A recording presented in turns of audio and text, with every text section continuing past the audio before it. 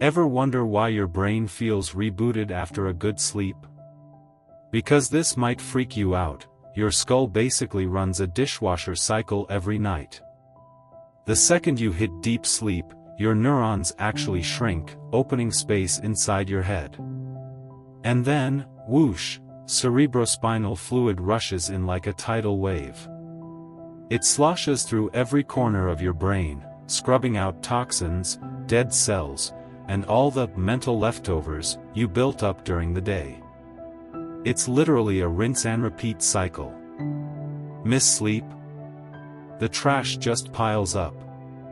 And here's the wild part. Your brain washes itself better at night than any cleaning system in your entire body.